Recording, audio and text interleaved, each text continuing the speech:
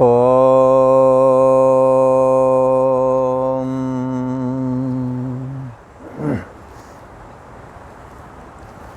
श्री योग वासिष्ठ के स्थिति प्रकरण में श्री वशिष्ठ जी महाराज बोले, हे राम जी, मेरे वचन यथार्थ हैं और तत्व ज्ञान प्राप्त करा देने वाले हैं। हमारे वचन परमार्थ सत्ता आत्मा में स्थिति प्राप्त कराने में समर्थ हैं, हमारे वचन असमर्थ नहीं हैं। हे राम जी, जो हमारे वचनों को धारण करता है उसके हृदय का मल पाप दूर हो जाता है। और मैं जो राम जी तुम्हें उपदेश करता हूँ उसमें पूर्व और अपर प्रसंग में कोई विरोधाभास नहीं है कि पहले हमों कुछ कहा हो और बाद में हमों कुछ कह दिया हो, ऐसी बात भी नहीं है। और तत्वज्ञान को धारण कराने में हमारे वचन समर्थ हैं। इसी कारण से हमारे वचनों को धारण करने मात्र से राम जी समस्त प्रकार के दुखों का अंत हो जाता है। प्रथम कुछ कहा और पीछे कुछ कहा और कहा, जो कुछ मैंने कहा राम जी वो सब यथार्थ कहा है। परंतु हे राम जी, ज्ञान दृष्टि से जब तुम्हारा हृदय निर्मल हो जाएगा और जो व्यापक आत्मसत्ता जिसकी अभिव्यक्ति बोध मात्र है, ज्ञान मात्र है, बोध सत्ता जब हृदय में प्रकाशित होने लगेगी तब देहाभिमान पर छिन्न भाव सब बाधित हो जाएगा और हृदय में आत्मा प्रकाशित होवेगी। अर्थात देह मैं हूँ से बुद्धि हट करके सर्वाधिष्ठान ब्रह्म मैं हूँ, आत्मा मैं हूँ, ऐसा हृदय में आत्मसत्ता प्रकाशित हो जाती है। ऐसा करके हे राम जी, तुम मेरे वचनों को तात्पर्य को, मेरे जो वचन हैं उन मेरे वचनों के तात्पर्य को हृदय में ठीक से जान पाओगे। हे राम जी, तुमको जो मैं उपदेश करता हूँ सो वाच्य वाचक भाव शास्त्र के संबंध जताने के निमित्त करता हूँ। वाच्य और वाचक भाव शास्त्र के संबंध जताने के निमित्त करता हूँ। जब तक इन युक्त वचनों से तुम जानोगे तब तुम्हें अद्वैत निर्मल सत्ता जो आत्मा है ये भासेगी। हाँ, अर्थात जब विचार आत्मा का श्रवण मनन निध्यासन रूप विचार, जब इन विचार के द्वारा बारंबार अद्वैत सत्ता पर चिंतन करोगे तो ये परम निर्मल है और भाषित होने लगेगी। वाचक वाच्य शब्द अर्थ रचना इनका त्याग कर दो राम जी। ज्ञानवान को सदा परमार्थ अद्वैत सत्ता ही भाषित होती है जो कि सबके हृदय में समाई हुई है और सभी के बुद्धि देश का आश्रय प्रकाशक बनी हुई है, साक्षी बनी हुई है सबका। आत्मा में राम जी इच्छा अधिक कल्पना, फिर इच्छा कहाँ पर है? इच्छा तुम्हारे मन में है। आत्मा में इच्छा फलाकांक्षा आदि ये सब नहीं होता। ये तो आत्मसत्ता का प्रतिबिंब जो ये जीवात्मा है जिसको मन भी बोलते हैं, इच्छा अधिक कल्पनाएं सब मन में ही होती हैं, जीव में ही होती हैं। राम जी, आत्मा तो निर्दुख और निर्द्वंद है, उसमें ये सब इच्छा आदि पर कल्पनाएं नहीं होती हैं। और आत्मा में जब ये कुछ कल्पना नहीं, निर्दुख और निर्द्वंद है और जगत रूप होकर के ये कैसे स्थित हो गया है? ये आत्मा की में जो अपार शक्ति है उस शक्ति के कारण ही आत्मा में यद्यप जगत नहीं तो भी जगत बन करके दिखता है। जैसे किसी भी पिक्चर हॉल में पर्दे पर पर्दे वाले जो दुनिया देखते हैं वो नहीं है, उसमें हाट बाजार लगा हुआ है, सबकी तो सीने दिखाते हैं, एक जगह पानी बतासे का ठेला लगाए हुए था, यही सीनरी चल रही थी। साथ में बालक बैठा था, उसने कहा पापा हमारे को पानी बतासा खाना है। पापा ने कहा बेटा यहाँ है नहीं पानी बतासा, जब बाज़ार चलेंगे तब खिला देंगे। तब उसने कहा क्यों नहीं है, देखो वो बच्चे वहाँ खा रहे हैं। तब पापा ने कहा क्या बताएं इसको, वो कह रहे नहीं है, वो कह रहे हैं देखो वो खा रहे हैं। ज्ञानी और अज्ञानी की ऐसी ही महिमा है।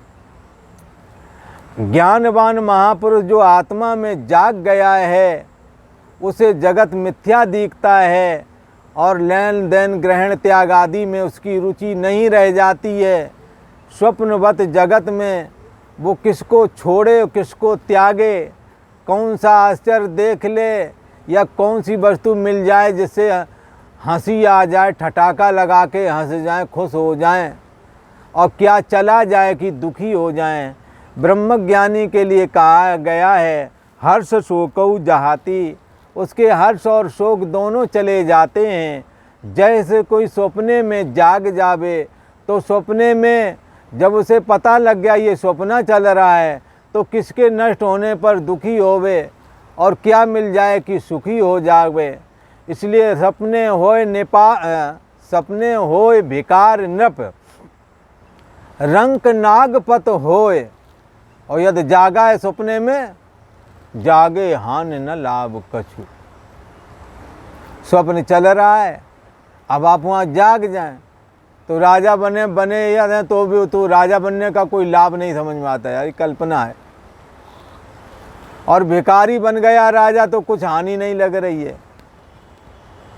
जागे हानि न लाभ कुछ, अगर जाग जाओ तो कुछ नहीं। सपने में अगर जागे नहीं हो तो लाभ हानि सब लगता है, पर सपना चल रहा हो आप जाग जाएं तो जागे हानि न लाभ कुछ। तो भिखारी बनने में कोई हानि नहीं हुई और राजा बनने पर कोई बहुत बड़ा लाभ नहीं हुआ है, क्योंकि दोनों ही परिकल्पना हैं, दोनों ही तुम्हारे चित्त की कल्पनाएं हैं जो भाषित हो रही हैं।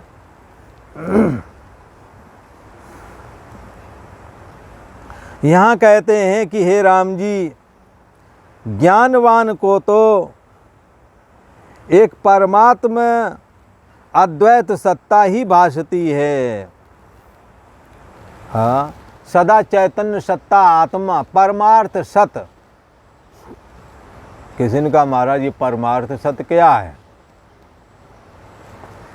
तो सत्य भी तीन प्रकार के होते हैं, एक व्यवहारिक सत्य, तो दूसरा प्रातिभाषिक सत्य, और एक सत्य ऐसा जो इन दोनों के ना रहने पर भी बचता है, इन दोनों के होने ना होने को भी जो गवाही देता है।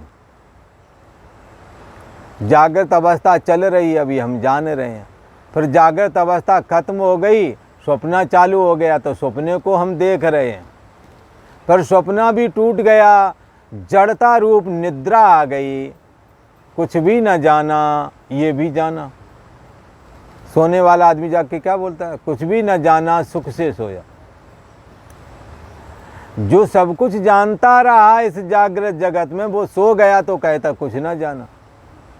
सब कुछ जानने का सब कुछ जानना और कुछ ना जानना, इन दोनों को जिसने जाना है वो है परमार्थ सत। व्यवहारिक सत स्वप्न में गायब हो जाता है, स्वप्न वाला सत सुषुप्ति में गायब हो जाता है। स्वप्न वाला जगत जो सत्य देखता है, सो जाओ तो स्वप्न गायब हो जाते हैं, अथवा जाग जाओ तो गायब हो जाते हैं, दोनों में। जागृत वाला अवस्था जो सत्य लगता है ये देह और जगत, ये स्वप्ने में जब पहुंच जाते हैं तो ये गायब हो जाता है, और स्वप्न सुषुप्ति में गायब हो जाती है, सुषुप्ति जागृत में गायब हो जाती है। परंतु को देवा, कौन सा देव है जो जागृत स्वप्न सुषुप्ति को भी जानता है? जागृत स्वप्न सुषुप्ति सुप्रपंच यत प्रकाशते, जागृत स्वप्न और सुषुप्ति रूप प्रपंच जिसके रहते आते हैं, जिसके रहते चले जाते हैं, परंतु वो तो चले जाते हैं पर ये बचा रहता है। उनके होने आने और जाने, जागृत अवस्था का जाना और आना जाना, स्वप्न का जाना और आना जाना। हाँ, जाना जाना जो जागृत अवस्था का, जागृत अवस्था कहो, स्वप्न अवस्था कहो, इसका होना ना होना दोनों जानता है ये चैतन्य सत्ता आत्मा। फिर दोनों का अभाव जड़ता में, तो जड़ता को भी जाना। अब ये जो तीनों अवस्था में जानता रहा, ये जड़ तो नहीं होना चाहिए, चेतन ही तो होगा, तभी तो जानेगा। ये चेतन कौन है?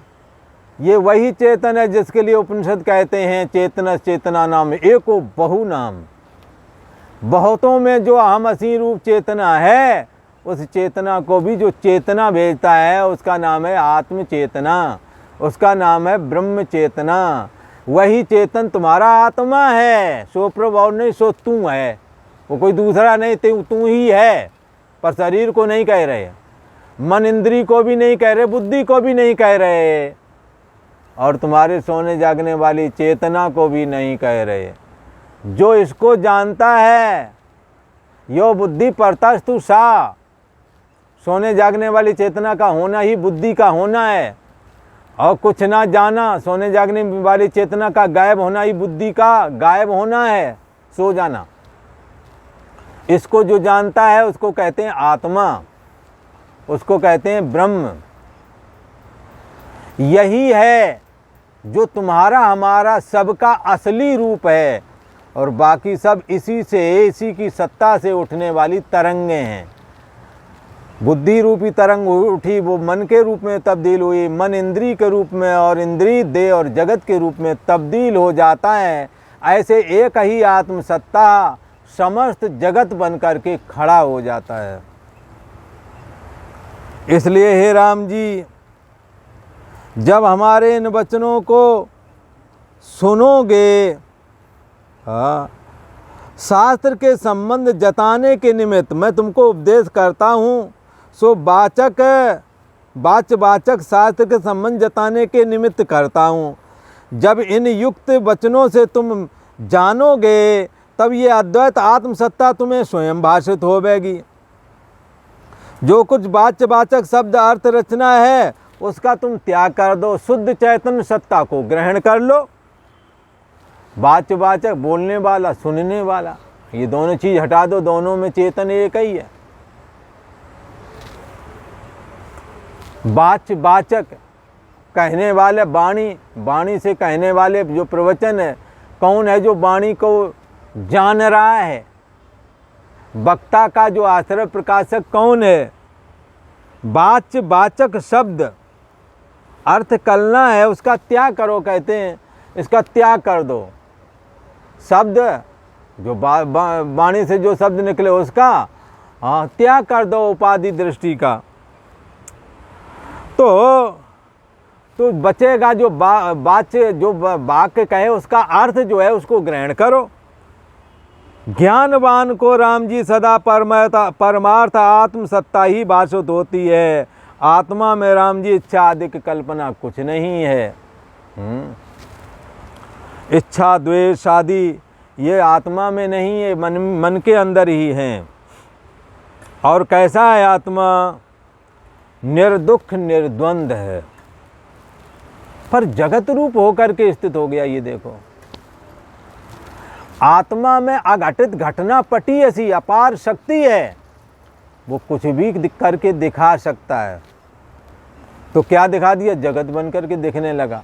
बगैर बना जगत, जैसे सोना बगैर बना आभूषण बन गया। सोने ने अपने में सुवर्णत्वपना नहीं छोड़ा, आभूषण बन करके दिखने लगा। जैसे पानी ने H2O मात्र पानी पना नहीं छोड़ा और लहर तरंगे फेन बुदबुदे बन गया। यही विद जग हरि आश्रित रहे। ऐसे ही परमात्मा श्री हरि कहो, आत्मा कहो, आत्मसत्ता कहो, ब्रह्म सत्ता कहो, चेतन कहो, साक्षी कहो, जो भी आपकी इच्छा हो कहो, शिव कहो, विष्णु कहो, इसी आत्मा के ही ये सब नाम है राम जी। ये जगत रूप होकर के स्थित हो जाता है, इसमें अपार सामर्थ्य है। लव निमेष में भवन निकाया, रचे जासु अनुशासन माया। पलक उठा झपका और उठाया ऊपर तो संसार बना के तैयार कर देती है। कौन? तुम्हारी अपनी आत्म सत्ता, ये चैतन्य सत्ता आत्मा, यही परमार्थ सत है, सदा रहने वाला सत है। व्यवहारिक और व्यवहारिक अवस्था वाला सत और स्वप्न अवस्था वाला प्रातभाषिक सत है। जिसके सामने असत हो जाता है वो है परमार्थ सत। वो कौन है? तीनों अवस्थाएं जिससे प्रकाशित होती हैं उसका नाम ब्रह्म है। तद ब्रह्म तद विजिज्ञासस्व, यही ब्रह्म है, इसको जानना चाहिए। जो तीनों अवस्थाओं के आने जाने पर भी बचा रहा, जिसका अंत नहीं आया। अवस्थाओं का अंत आया, जागृत अवस्था का अंत आया, स्वप्न का आया, सुषुप्ति का आया, और ये अंत भी आया, इनकी शुरुआत भी हुई। शुरुआत और अंत जिसके द्वारा जाना गया है यही है परमार्थ सत आत्मा। ये कौन है? सो प्रभु और नहीं सो तू है, वो तू ही है जिसकी खोज करने के लिए आप निकले हो। वो कोई दूसरा नहीं। मुझी में रहकर मुझी से भगवन ये खोज कैसी करा रहे हो, जरा तो इतना बता दो भगवन, ये लगी ये कैसी लगा रहे हो। कहते हैं ये आत्मा जगत रूप होकर स्थित होता है। हे राम जी, इस प्रकार मैं तुमको विचित्र युक्तियां दे करके कहूँगा और तुम्हें जगा दूंगा, तुम्हें ब्रह्म सत्ता में स्थित कर दूंगा, क्योंकि तुम ब्रह्म ही हो, सर्वात्मा हो, सर्वाधिष्ठान हो, तुम विष्णु हो। विष्णु हो परम पदम, परम पद जो है विष्णु का वही तुम हो। हे राम जी, जब तक सिद्धांत उपदेश की आवश्यकता है, हाँ, तब तक आत्मसत्ता नहीं प्रकाशित होती। जब तक कि पद पदार्थों का बोध और मन निर्मल हो करके परमार्थ सत आत्मा को जब तक ठीक से नहीं जानता, तब तक आत्मसत्ता प्रकाशित नहीं होती। इसलिए जब आत्मबोध होवेगा राम जी, तब आप ही जान जाओगे कि आत्मा सबका स्वरूप है, वही मेरा है, वही सारे जगत का आधार और अधिष्ठान है। अज्ञान रूपी अंधकार उसके अंदर है ही नहीं। वाणी का विस्तार बिना शांति नहीं होता। अज्ञान रूपी अंधकार बाग विस्तार बिना शांत नहीं होता।